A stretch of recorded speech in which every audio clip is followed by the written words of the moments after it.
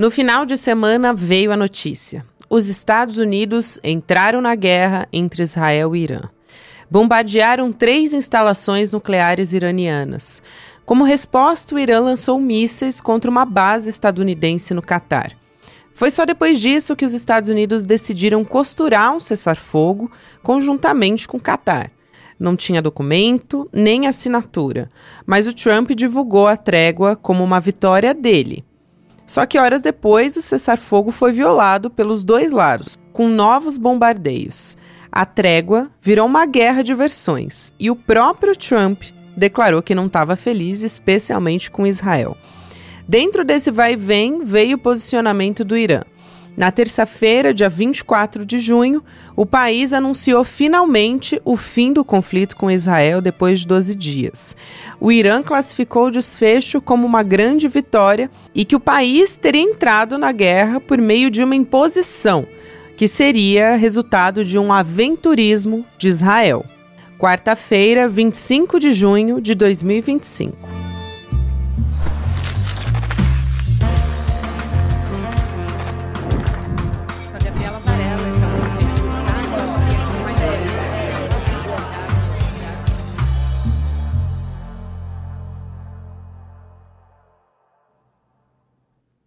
Olá, seja muito bem-vindo, seja muito bem-vinda. Eu sou a Gabriela Varela, esse é o VideoCast em Detalhes.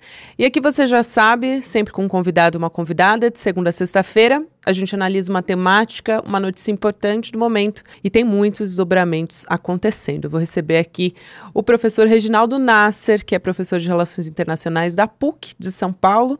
Professor, obrigada por aceitar nosso convite, seja muito bem-vindo pessoalmente dessa vez, uma alegria. Prazer, Gabriela, estar aqui com vocês e sempre colaborando aqui com o ICL. Bom demais, né? Pessoalmente é diferente, né? É outra coisa. Bom, eu acho que a gente tem que começar falando sobre esse cessar-fogo que parece que surgiu do nada da cabeça de Donald Trump, né? O que motiva, né? Primeiro eu quero te perguntar o que movimenta o Donald Trump e também se esse cessar-fogo dá para a gente confiar que ele de fato vai acontecer, se era isso que o Donald Trump estava procurando, porque desde a campanha ele dizia, eu vou acabar com as guerras, né? Eu vou conseguir um cessar-fogo. E até agora ele não tinha conseguido nada. Então, se não foi tudo arquitetado para que no final das contas ele pudesse, de alguma maneira, sair como se ele tivesse conseguido tudo isso, né? Olha, a gente pode dizer que a loucura tem método, e principalmente a dele. Ou seja, muitas declarações ambíguas, contraditórias, às vezes sem sentido, mas ele faz isso, acho que com 2 propósitos. Um primeiro é confundir o inimigo, confundir o adversário, ou até os aliados se confundem com ele. E nessa confusão, dependendo da circunstância, então ele age muito em função da circunstância. Eu acho que não tem muito planejamento.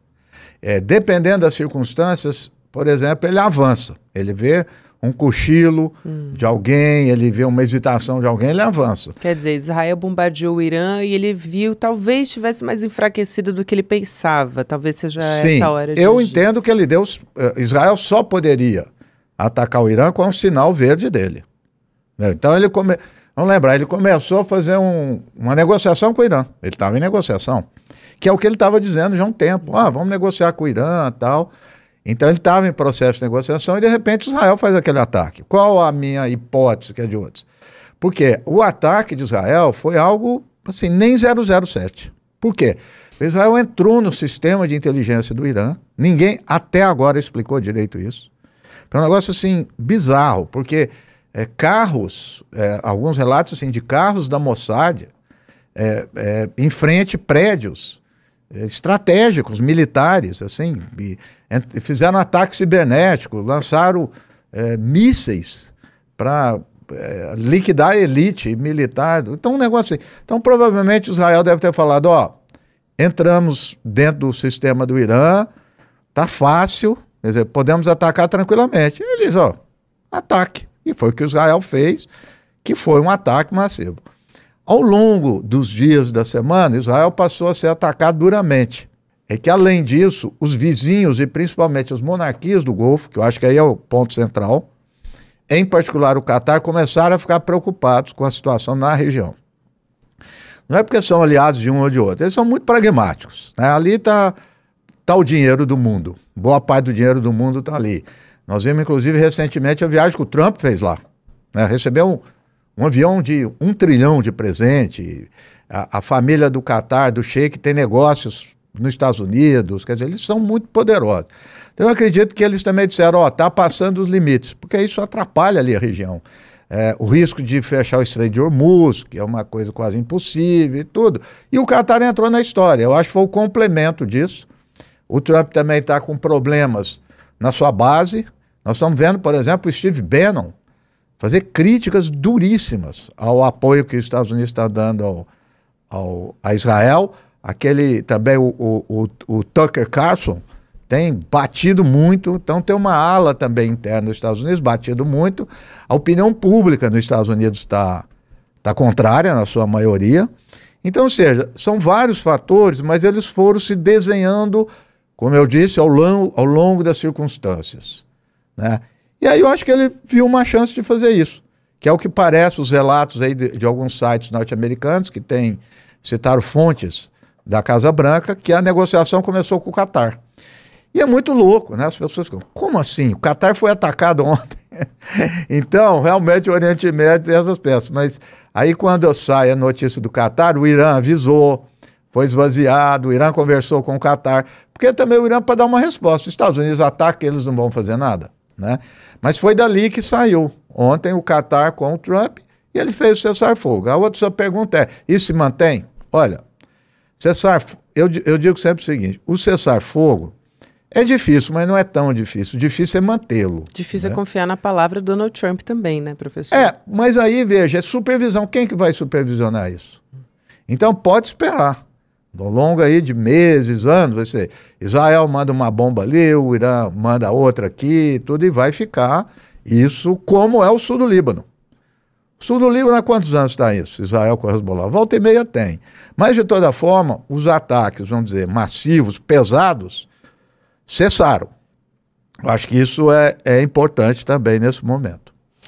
Tem uma outra coisa que me chama muito a atenção nessa maneira do Donald Trump agir, porque é bem performático, né? Ele coloca tudo na rede social, ele faz ironia, ele diz obrigado, Irã, por avisar antes que você ia atacar, né?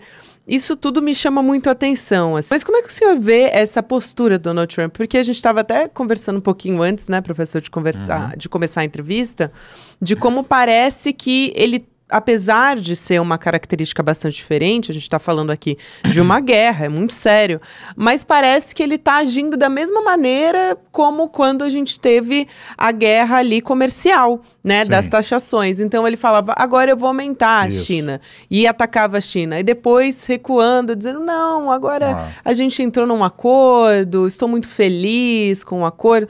Então ele vai jogando com isso também, né, e também jogando com essa coisa das redes sociais. Não tenha dúvida. E das redes, quando você falou que ele falou isso do Irã, óbvio, ele quer desmoralizar o Irã perante aos seus. E hoje também está tendo muito destaque. É algo inédito na história dos Estados Unidos. O que ele disse em público de Israel. Que Israel rompeu o cessar-fogo, que ele não está gostando nada disso, que Israel jogou uma quantidade de bombas enorme depois do cessar-fogo. Verdade. Então, isso daí também tem chamado a atenção. E sobre isso também, Gabriela, é o seguinte, eu acho que, claro, tem todas essas características que você apontou, performática, característica da diplomacia dele, é verdade. Mas se você rastrear um pouco a história de alguns presidentes republicanos, aí tem uma certa tradição. É interessante isso. Eisenhower foi importante, Nixon, Ronald Reagan, em relação a Israel.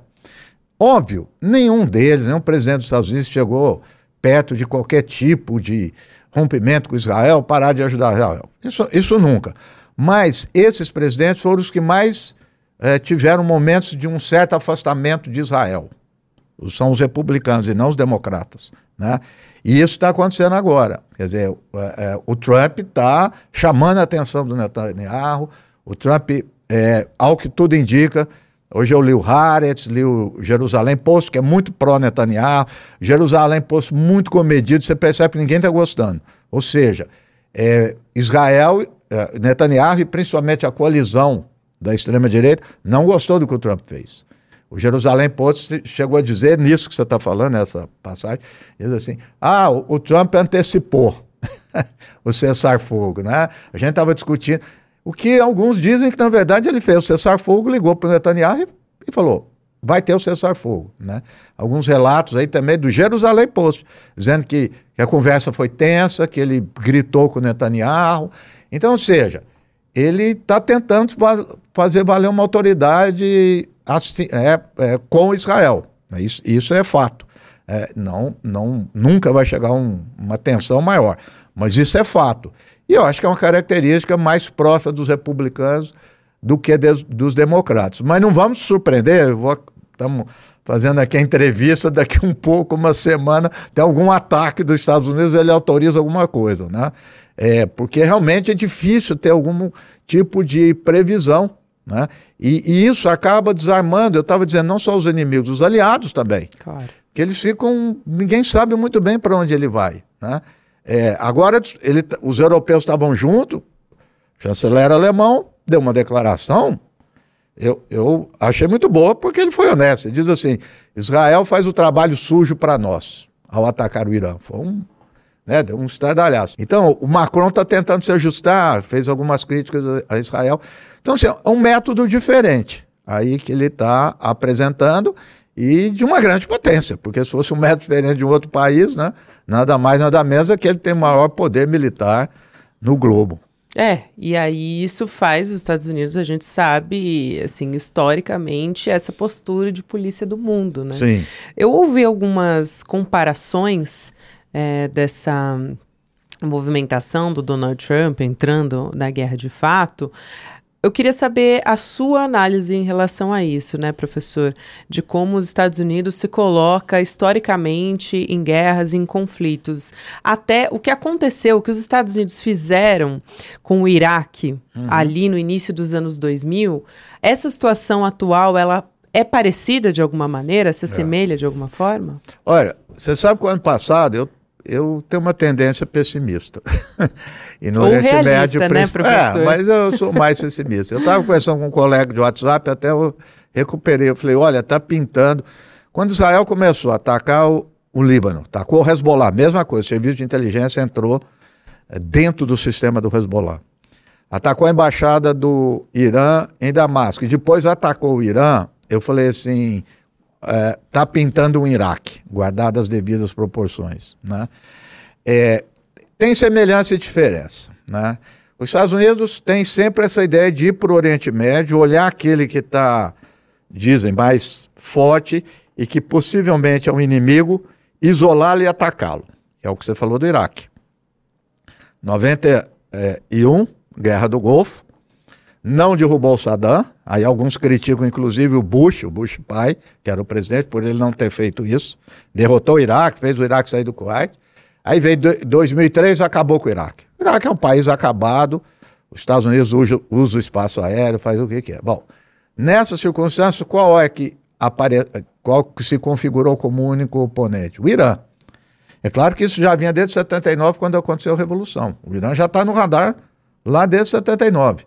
Né? Então, a partir de 2003, os Estados Unidos ocupou o Afeganistão, que é um dos maiores vizinhos do Irã, ocupou o Iraque, outro maior vizinho, ou seja, cercando o Irã cercado. E aí, só que desse processo o Irã cresceu. Cresceu politicamente, militarmente, economicamente. Como? Driblou as sanções, se aproximou muito da Rússia, da China, dos países ali da Ásia, do Paquistão, e foi se arrumando e adquiriu um poder militar, se articulou com o Hezbollah no Líbano, Assad na Síria, os Houthis no Iêmen, enfim, foi montando toda uma rede de influência muito grande. Portanto, entrou no radar de novo, como era o Iraque do Saddam Hussein. Independente da discussão de regime político. Isso é um subterfúgio. Questão nuclear, regime político, isso é um subterfúgio. A questão é que não pode ter um poder que venha se rivalizar com Israel. Essa vamos dizer assim, essa é a doutrina norte-americana, né? E aí, para terminar essa questão, é a grande ironia da história, né? Porque o programa nuclear iraniano começou com o apoio dos Estados Unidos, antes da Revolução de 79. Que o Irã, o grande aliado dos Estados Unidos era. Mais até do que Israel. Né? O Israel foi assumindo essa posição à medida que o Irã foi saindo. Né? Então os Estados Unidos sempre jogam com algum poder que está ali na região para que seja hegemônico. Só que o caso de Israel agora, uma interpretação que eu faço, ele começou a passar dos limites. Passar dos limites para quem? Para os próprios aliados dos Estados Unidos, que são as monarquias do Golfo. Eu tenho fixado muito nisso nas monarquias do Golfo já faz um tempo. Estou de olho, né, nesse local ali do Oriente Médio, que é de muito poder. Então veja, eles não querem um Irã forte, a monarquia do Golfo, mas também não querem um Israel que faz o que quer. Então eu acredito que esses poderes regionais, e principalmente Arábia Saudita, Catar, Emirados Árabes, que têm uma influência muito forte nos Estados Unidos e particularmente com Trump, eles entraram na jogada, né, para amenizar, equilibrar e fazer esse cessar-fogo. Mas a lógica é essa, precisa ter alguém ali que faça o trabalho para os Estados Unidos e para as potências ocidentais. E o Irã foi essa a bola da vez. Né? Já foi o Iraque, agora é o Irã. Vamos ver qual o próximo, se o Irã continua, porque o Irã também saiu bem enfraquecido militarmente dessa guerra. Pois é, professor, eu ouvi até o professor também de Relações Internacionais, o Leonardo Trevisan, falando o Trump, ele conseguiu o feito internacional que ele estava precisando. E o Irã era essa bola da vez, né, como o senhor está dizendo. Agora, aproveitando esse enfraquecimento do Irã, né, como é que o senhor vê isso? Se agora o Irã fica mais isolado, né, dessa maneira, o que pode vir como consequência? E até me pergunto se isso também não pode estimular, quer dizer, realmente aí uma bomba nuclear futuramente, claro, né? Certeza. Não, com certeza. Vou começar por essa última que você colocou. Isso é quase consenso hoje. É a corrida para a arma nuclear, mais ainda por Irã. Por quê? Para sobrevivência. Quer dizer, demonstrou aquilo que eles já estavam colocando. Porque se você olhar os momentos que o Irã começa a acelerar o seu programa, é quando ele se sente ameaçado, como qualquer país. Então, quando eu citei 2001 e 2003, Afeganistão e Iraque, 2004, 2005 ele começa a retomar esse programa, né? E agora vai acelerar. E outros países. Essa que é a grande questão. Veja, essa é uma discussão já antiga, mas ela está sendo reanimada. Qual discussão? Volta lá para a década de 60, 70, veio o Tratado de Não Proliferação Nuclear, que foi considerado o congelamento do poder mundial. É um texto famoso de um embaixador brasileiro, foi famoso porque ele diagnosticou isso, ele falou, na verdade está congelando. Ou seja, aqueles que têm vão continuar com poder, os que não têm não vão entrar no clube. Só que esse clube aumentou, Israel, Paquistão, Coreia. E veja a ironia, países que não estão no Tratado de Não Proliferação, o Irã está. Essa é a grande questão, o Irã poderia não estar no tratado. Né? Então, o Irã tem uma diplomacia muito cuidadosa. As pessoas ou se enganam ou querem ser enganadas para dizer que o Irã é agressivo. Muito cuidadoso, muito sábio no que eles fazem, muito pausado, quer dizer, muito cauteloso nessa. Então, eles agiram dessa forma. Agora, inclusive os setores, vamos dizer, mais duros do Irã vão sair fortalecidos com isso. Né? Essa é uma coisa. Uma outra enrascada aí do Irã, quando você falou de isolar, inclusive é um lugar inesperado, que é com a Rússia e a China. Isso é uma coisa interessante, eu nos últimos dias comecei a pesquisar, a ver especialistas nisso. Por quê? É o maior fornecedor de petróleo da China, é um dos maiores parceiros da Rússia, ele exportou drones para a Rússia. E o que ele ganhou em troca? Quase nada. Né? Inclusive, há um tratado militar com a Rússia que previa que a Rússia, não é arma nuclear, mas com antimísseis, abastecesse. Eu fui me atualizar enquanto a isso hoje mesmo, e ali apareceu que a Rússia não veio nada em troca. Então, ou seja, não é que o Irã vai romper e tal, mas ele vai ser mais cuidadoso ainda com as parcerias. Então, você vai ver que nesse momento o Irã está numa outra dimensão, né? De pensar as suas estratégias internacionais com muito cuidado, porque ele passou por um perigo grande. Eu acho que ele saiu de um perigo muito grande, porque ele estava isolado. Antes de ontem, eu fiz um comentário nesse sentido. De fato, primeira coisa, a gente não sabe o que está em bastidor. E política internacional tem muito bastidor que é difícil de aprender. Mas o que a gente estava vendo era isso. Nenhum país apoiando o Irã. Nenhum. Os Estados Unidos usando o espaço, o Israel usando o espaço aéreo da Síria, da Jordânia e do Iraque. A Síria quieta, a Rússia quieta e a China quieta, só declarações. Mas nenhum país. Então o país está numa situação complicada, né? Atacando duramente Israel, mostrou a fragilidade de Israel, isso aí não tenha dúvida nenhuma, mas a defesa do Irã ainda é muito frágil.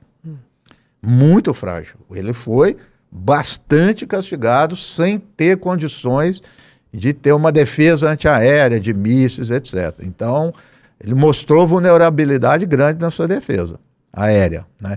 Então, veja, o Irã continua numa situação muito delicada, mas politicamente forte. Ou seja, uma unidade nacional.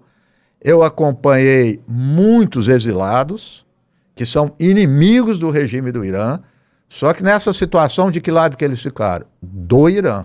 Por quê? Porque eles não querem ver o seu país destruído. Não quer ver mulher morta, crianças mortas, não quer ver destruído centros de produção de remédios, universidades que foram atacadas. Eles não querem, ninguém quer isso, né? Então, eles ficaram do lado do Irã, opositores do regime. Então, eles saem com uma força muito grande, politicamente, militarmente, mais enfraquecido. Essa visão é muito interessante sobre como fica o Irã na história. Eu confesso que quando houve aquele ataque no Catar, eu fiquei bastante impressionado. Falei, nossa, agora a gente está em outro patamar. Não, veja só, eu estou dando esse exemplo, que às vezes eu vou mostrar a pessoa como é que, a gente que é analista, como é que eu reajo diante de um fato.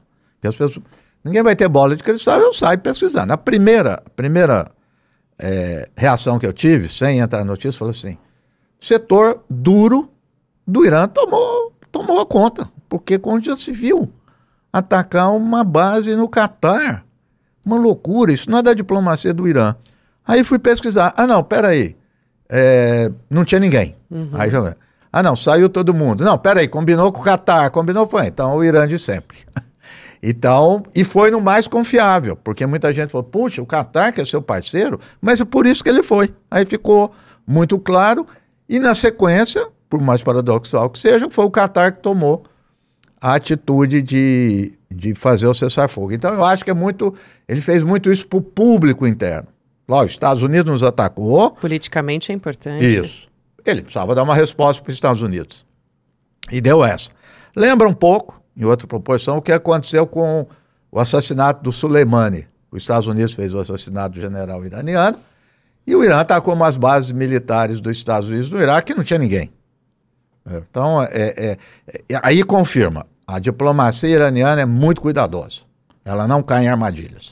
Isso é fundamental. E aí me faz pensar, por outro lado, a diplomacia dos Estados Unidos, né, que também está em foco aqui.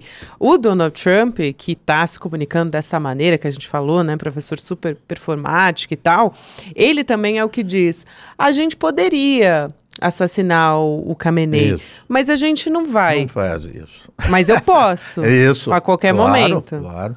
Sim. Não, é isso. Ele vai dizer, eu posso fazer isso, mas não vai. Por quê? Porque eu sou da paz, né? Aliás, o Paquistão já está dizendo que vai indicá-lo ao Nobel da Paz. E é o que ele quer, no fim das contas, né, Claro, professor? Com certeza.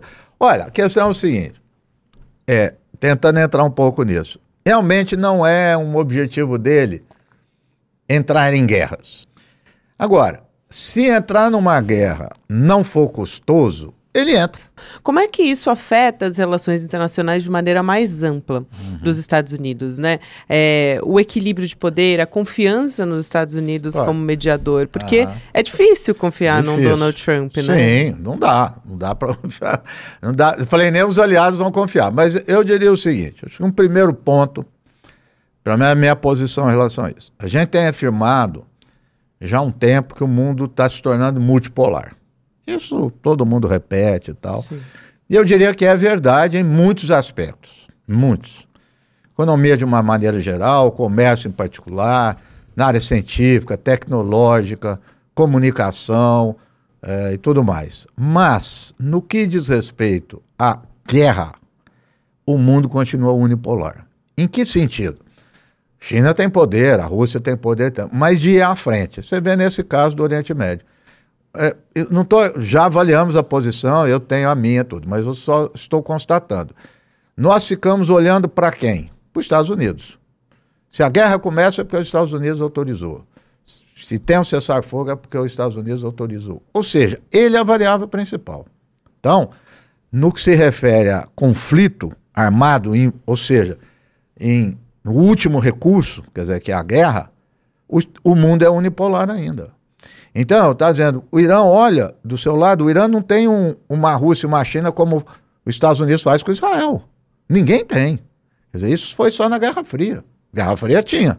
Hoje não tem mais. Você tinha lá a União Soviética e ia as últimas consequências dos seus aliados, Estados Unidos de outro lado, aí tinha o equilíbrio e tudo. E pelo menos lá no Oriente Médio, de forma muito clara, não tem. Eles vão mesmo, não tem dúvida. Veja a China, que apoia a Rússia lá na Ucrânia, mas faz com todo cuidado. Olha as declarações e o que fazem os países europeus. Não tem cuidado nenhum. É a OTAN, vamos mandar arma, vamos fazer isso. Então esse é um ponto. O outro ponto disso também, que a gente estava comentando, é essa ideia que o Trump almeja de um certo paternalismo. Né? Hoje de manhã, antes dessa declaração que ele reprimiu Israel, ele falou de um jeito de Israel que parecia um pai, né? Paternalismo autoritário, óbvio, dizendo, olha, não faça isso, já tô te dizendo para não fazer, e todo mundo começou a comentar, né? O pai dando bronca no filho mal educado. Então essa ideia, sabe, quando você falou, não faça isso, se você fizer, eu posso matar o Khamenei, mas não faço, porque eu sou uma boa pessoa. Então isso aí vai continuar, e ele vai, vamos dizer, ele vai recriar em cima disso, né? Mas é um perfil diferente do Biden. Então, o Biden era low profile, tal, mas isso não quer dizer também que não armou Israel. Pelo contrário, às vezes as pessoas esquecem isso, é o genocídio. Mas, e é esse ponto que eu queria chegar. O Trump, se ele não atuar em Gaza, ele pode fazer o que ele quiser. Ele vai sair com essa marca. Porque nós estamos vendo um genocídio cotidiano. Inclusive, enquanto a gente estava olhando para o Irã, aumentou o número de mortos na Palestina. E hoje, saiu essa semana um estudo de Harvard, fazendo um outro cálculo. É uma estimativa de 350 a 400 mil mortos. É um estudo muito minucioso de Harvard. Ou seja, nós estamos vivendo um genocídio e ninguém fala em paz. Ninguém fala, não é paz, cessar fogo. Então, essa marca, todos esses países, e principalmente os Estados Unidos, vai ficar. Tomara, começaram as especulações agora, que ele iria para a questão de Gaza e junto com o Catar, porque o Catar tem um bom relacionamento com Israel, membros do Hamas moram no Catar, então o Catar é um mediador que iria ocultar. Mas até agora não tem absolutamente nada, uma situação assim, trágica, horrorosa, é uma coisa assim, asqueroso o que está acontecendo em Gaza. Tem também esse limite, por mais performático que ele seja. Eu acho fundamental no senhor colocar isso, professor. Foi um prazer te receber aqui, a conversa passou muito rápido. Obrigada, seja sempre bem-vindo. Muito obrigado. Quero lembrar você que nesse final de semana, mais especificamente no domingo, às 8 horas da noite, a gente vai ter a aula com o Eduardo Moreira, Investir é para Todos. Então, para você que sempre teve vontade de aprender a investir, não sabe como, não tem a menor experiência, essa aula é para você. Para mim também, inclusive, porque você vai aprender tudo sobre como funciona o mercado financeiro. O Eduardo Moreira tem experiência de mais de 20 anos nesse setor, então vale a pena a gente acompanhar, e essa aula é de graça, né, gente? Então vale muito a pena. Vai ser dia 29, eu falei que é domingo, né? Mas para quem tá me ouvindo anotar na agenda, dia 29 de junho, vai ser online, vai ser ao vivo, vai em Detalhes ICL, coloca o seu e-mail lá para não se arrepender depois, porque uma aula dessa e de graça é muito raro de acontecer. Então anota aí na sua agenda, fica o convite. Agora, na sequência, a gente vai ter o Mercado Investimentos, na sequência, o Rolê ICL, e você pode ouvir Em Detalhes todos os dias, segunda a sexta-feira, nas plataformas de áudio também. Até amanhã. Você já viu, né? Falar de investimentos parece que é sempre algo muito complicado, mas é de propósito, porque se você entender, você começa a questionar essas aplicações. E principalmente, comece a escolher você mesmo o que é melhor para o seu dinheiro. É por isso que Eduardo Moreira, que veio do mercado financeiro, conhece tudo dessa área, vai dar uma aula online, gratuita, para ensinar para você. Investir é para todos. Vai ser no domingo, dia 29 de junho, a partir das 8 da noite. Ele vai ensinar como é que esse mercado funciona. Esse é o tipo de conhecimento que te liberta de riscos. E é de graça, o que é melhor, no tanto que você pode aprender. Aula online, gratuita, e você não pode perder. Olá, olá, olê, olê, olê, olá. Eu sou o Lindener Pareto, historiador, e tenho um convite especial para vocês para acompanharem o Provocação Histórica aqui nos canais do Instituto Conhecimento Liberta. Toda quarta-feira, às 7 da noite, logo após o ICL Notícias segunda edição, convidados e convidadas que ajudam a gente a pensar o passado, a criticar o presente e a projetar alternativas de futuro para um Brasil diferente, para um mundo diferente. E se no cotidiano dificílimo do trabalho você perdeu o episódio inédito, não se preocupe, você pode assistir também toda quinta-feira a reprise, logo após o Rolê ICL, ao 12h30. Venha para o Provocação Histórica.